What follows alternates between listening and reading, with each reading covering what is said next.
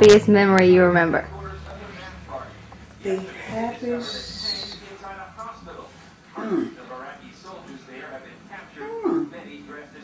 Yeah, really. The happiest memory was you coming into the house to see me on my birthday. It was quite an exciting event. Queen Mother, can you have your tea now? Yes, yes, ma'am. Yes, Queen Mother.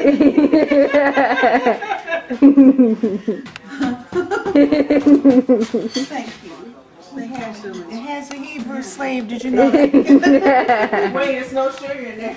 Oh, no, I'll get the sugar. I'm not going to bother it. I'm just going to turn the handle around so Can I reach I it? make it. Okay. Tell me the names of your mom and your dad.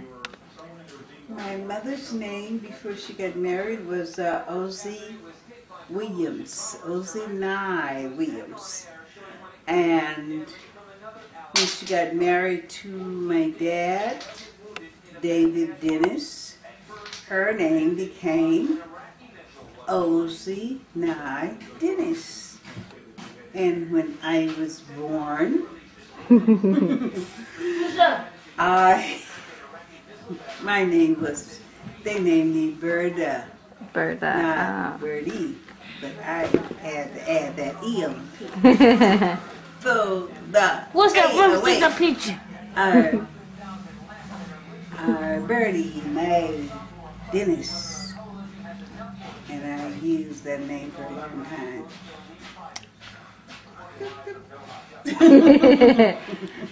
Okay. What was your grandma's name? My grandmother's name was Alberta. And My mother's name was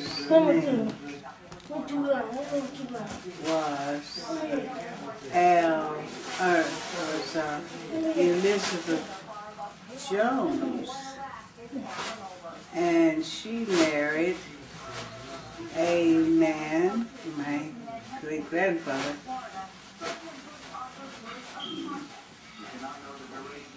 Wash Turner, and she became our name. No. But you're doing some things that you just don't do around it. It's not acceptable. Well, anyway, please go. Please. She's not doing Wash Turner, and it's not very much I know. I I've heard about Wash Turner, other than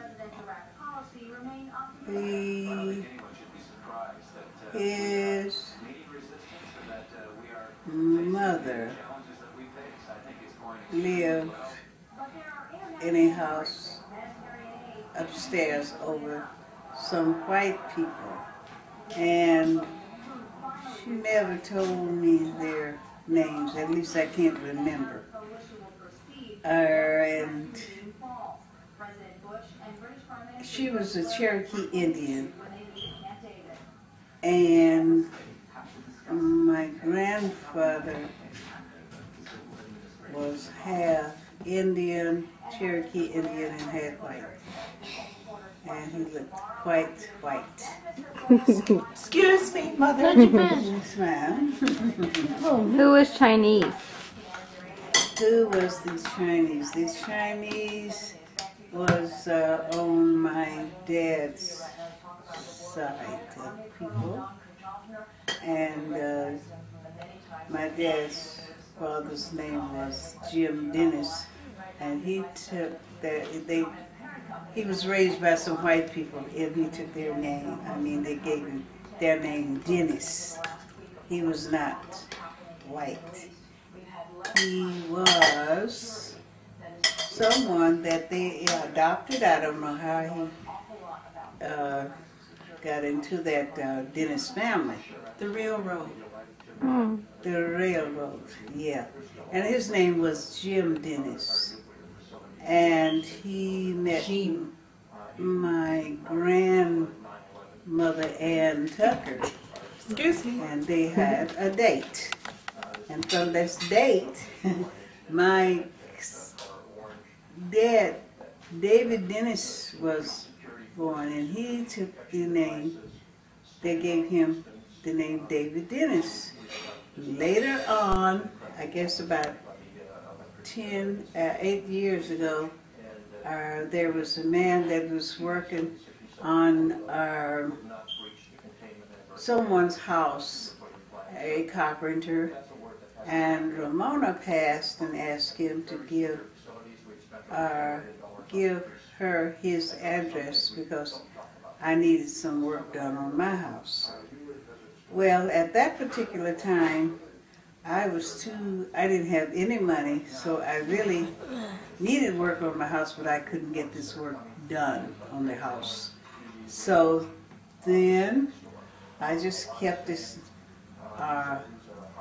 address that he gave Ramona, put it in my pocket, didn't look at it to see what his name was or anything. And I guess about 2 years later, or 3 years, I picked it up one day and I said, this man has the same name as my dad. And he was white. So I called him and I asked him if he would look at my kitchen and see if he could help me with some of my work that I needed to have done, because I said, well, you have the same name as my dad, David Dennis. So he said, oh, yes? I says, yes. And I says, I have my birth certificate to show you when you get here. So when he did come to look at my kitchen, the first thing he wanted to see was my birth certificate. And I showed him my birth certificate. And on my birth certificate, it had David Dennis, married in, I was 26 years old, I believe, when I was born, 26 years old. And he was born in Swifttown, Mississippi. So evidently, if he was born in Swifttown, Mississippi, there was a white couple, a farmer. My Uncle Mose Tucker was a farmer, and so was this white family was also a farmer, and they lived in joining places, like his fatherland was one place and his Uncle Mose was another. So this man that came to fix my kitchen, he did fix my kitchen, and I said, you know, my grandfather's name was Jim Dennis. And he says, yes, and I have a brother named Jim Dennis. So after then, when he finished, I have not heard from him since. And he was telling me that they had some land down in Tennessee. And it was a lot of wooded land. And his mother was on this land, and they was from a family of 7 brothers. He never mentioned any sisters. And the only place that he told me that he would be around in the summertime was Woodstock, and there is a resort place in Illinois that's named Woodstock. So I have not heard from him. I called the number, but no one answers that. The phone rings, but no one answers that phone. So he said he was going to write my name on the, and put it in the computer. Put it on the computer. My name would be in the computer, but that's all he said. So he said, that's it. Never heard no more from him, and didn't look for him. So that was the end of that. So anything else I would want to, you would like to know? Yeah, what's your favorite color? Hmm? What's your favorite color? My favorite color, my goodness, did I ever have a favorite color? I think my favorite color was red. But I'm not so sure. I think it was, though. What is it now? I really think so. Red. Yeah. But I do like blue, and I like green. I like light blue, and like this is kind of colorful. I like this. Okay. How old are you when you had your first kid? How old will I be? How old were you? When I had Your first child. my first child. That is kind of funny. I don't know. I was 18 or 19. And I don't know. What experiences do you remember when you were little? Hmm? What experiences do you remember when you were little? Like real little. What things did I do when I was little? Yeah. I wanted to have everyone to spell their name. Because that was my main objective. Uncle Mo spelling his name. Because they raised me from a baby of 2 months old. My mother kind of, she left my dad. Of course, they stayed together about 2 years. She married out of her father and mother's house. I think she was 16 when she got married. So, but when I realized that I was going to be in a place where you had to really deal with memory, because if one could not read or write, naturally if they were told something, they would have to memorize it, remember it. So this is one reason why I have a fairly decent memory, because this is the way I started off. Not writing, not spelling, because there's nobody in the house that could read or write. So, okay, I had to memorize. So then I learned to visualize things quite well. That's part of a scientific method of memory. Yeah. You came that up with That's history. right. I memorized. And then they had the little stories. They would, like Mary Mack, dressed in black, silver gold buttons up and down her back. I love coffee, I love tea, I love somebody, and they love me. So I remember that, and Jack and Jill went up the hill. They came down to fetch a pail of water. Now that was when I first went to school, and then Baby Ray, something about Baby Ray, and then the postman. And I just felt like if it's somebody on a train that could bring some mail or something, I thought that was so special. Not another cigarette. So special. I guess that's why I like letters and letters. And I could just about tell if the letter's okay. If I should really go through this letter and read everything, and if I am, what kind of information I'm getting, or do I want to cast this aside and say, stay, because you're not going to help me out with what you wrote me. Film to the garbage can.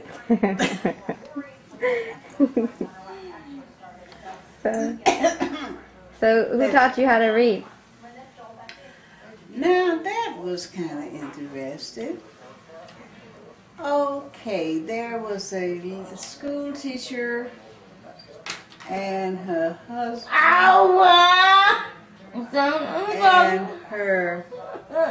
and they had a daughter. And okay, this girl taught me how to read some, but not everything. But I did learn how to read from this girl, and her name was Ceola Johnson. I don't know if she's still living or not. But I know her mother and dad passed a long time ago. And these people, Mrs. Johnson was a teacher at the Shell Bluff School. And she had her daughter, Ceola Johnson. And for some reason, I believe Ceola was the first one that was trying to teach me how to read. And then there was a Vivian Hill that lived in Itabena, Mississippi, and she was the next one that tried to teach me how to read. So we didn't play school very much, but what they tried to teach me, I tried to learn that, and then I tried to take some of that information home to my Uncle Mose so that he could learn how to spell his name. M-O-S-E-S was Moses. And every day it was the same thing that I had to go over again with him. I don't think he ever learned how to spell it. His name, really. So, where were you born? Where? I was born in Mississippi. I believe they said on my birth certificate says Sidon, but I don't think it was a county. Leaf Florida County. That was the county of Mississippi. And how did you end up in Chicago? Well, my mother, she in 1930, her father passed. And as soon as her father passed, she took the next train to Chicago. And she was in Chicago from 1930 all up until I came to live with her in 1939. Did you like your mom? Was your mom nice? Well, my mother, we never had lived together, so my mother's she was a good person, and her setup was quite different. She liked to go to church. She didn't like to be the last one in the church, or the first one in the church and the last one out. So, but she did like to go to churches, and she liked to work in theaters and things of that kind. And she liked to cook. That was wonderful. And she liked to be with her friends that she knew before I came to live with her. And she was just a real kind of sporty person. She was kind of sporty, on the sporty side. She wore nice clothes. Really, you could never see her in a lot of junky things. So, that was it. What? Yeah. Don't look at me. Oh. Well, my mother, she worked for Blackstone Theater, the Schubert Theater, and I suppose when she first came to Chicago, before I ever arrived in Chicago, she probably worked in people's homes, and she got clothes and she sent them home to her sisters that was still in school or had children that was going to school. And how did you meet my mom's dad? I think it's a part in the chapter in my life that I do not want to discuss. Okay. Let's see. Oh, you want to know how did I meet my Miss Rollins? Yeah. Okay. Well, there was a blank space and a link in the chain that I do not care to discuss. But that Let me see. Oh, I met. Oh, that makes me think. He was a precinct captain. You get the bit behind you. What was that? A camel. He was a precinct captain, and I was living at 4906 South Vincennes. And he came by there, he and another very handsome guy. And I paid no attention to him, much other than knew that he was a very good-looking guy. And he and the guy was trying to get some votes. So nothing, he just went on out with this guy, and he lived right next door. And I was not in his class, his high society class. And so I stayed in my part, and he stayed in his, and I didn't hardly see them unless he's going out to some special place like downtown to some kind of engagement, big affair or something. And he was married to a woman by the name of Emily, and they had children, and these kids is off in college and all of that. So I paid no attention. I didn't think that he would ever be my husband. I never thought that. But later on, we still was living in the same place, and they was living on not on one side of the street. We was on the same side of the street, but a couple of doors down.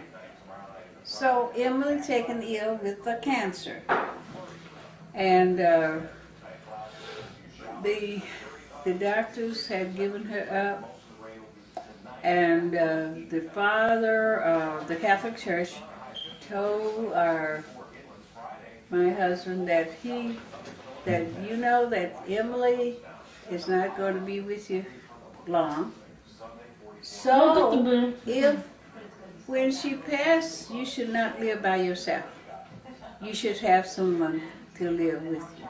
So this is why it was a friend of mine. He knew this lady, and I knew this lady. And I'm pretty sure that she thought she was going to ask her, excuse me. Hello? Hello? Yes? Do I have what? No, I don't have it. Could she call you a little later? Because they're taking a picture of me and something, and I don't want to stop right now, okay? All right. Okay, bye-bye. Glenn, that should be your last cigarette for a while. So, anyway. This is yours, Regina. Father said, no, you should get married. And so he came to me and asked me if I would marry him. And at that particular time, I was dating a guy that was really a tough guy. And we didn't live very far apart. And I just couldn't see how I could ever marry Mr. Rollins and be under the gun with this other guy. my bed. So, Mama, give me my bed. this is no lie. Give me my bed. So, But Mom, I had give me my to bed. figure out how to leave my place Wake and up go at the south. baby, please. And this is the way. Fast! This, Right here. we all left and went south. We left and went south. And I was moving so fast. I got me a job never to come back to that place that I just had left. That when I came back to Chicago, I would keep straight on out into Milwaukee, Wisconsin, or someplace on a resort place. And I stayed up there for nearly a month working. So I had to kind of work myself around. And well, when I said yes, I had to, really, that was a big yes. I didn't know, with this man being a tough guy with a pistol on both sides, just about, I know that I was definitely And your grandfather was the type that liked to have a little taste of beverages, the kind that I didn't like. So, okay, I knew that if he was going to ring my bell at 4 o'clock in the morning, that this man, Two Gun Pete, was going to come out with his gun. Because we didn't live very far from each other. Okay, so that was a very, I'm going to bed. not one Go of back these to long bed. time courtships. But I was single, and I had been single for about very close to 9 years, something like that. And he, at that time, Emily had passed, and I don't believe the family actually wanted me to marry him. But it didn't make no difference, because once if you have an opportunity to marry whoever you want to marry, go on and marry him, because the family, you're not going to marry the family no way. What color was he? Looked like an Indian. Yeah. You never saw him?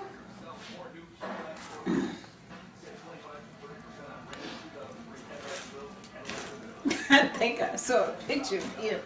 I was looking through something, and just one of the pictures, he's a very handsome guy. And when he was younger, he was more handsome. And but it wasn't handsome. It was, he was ready to make a step to get married, and I knew that I should, and I should not stay single any longer. And if you got that thing, you might as well turn it off now, because I got something to show Turn you. it over. Hold it up, pass it. Watch. I'm tired of talking now. Okay. This is him, and this is some of these people, these little kids, and that's Diane, Joe's wife. Oh, the one who lives in Las Vegas? Yeah, and then with the red hair. Mm-hmm. Who's all those kids? All of those kids, is probably one of them is your mama. No, I think so. And here's some more of them right here.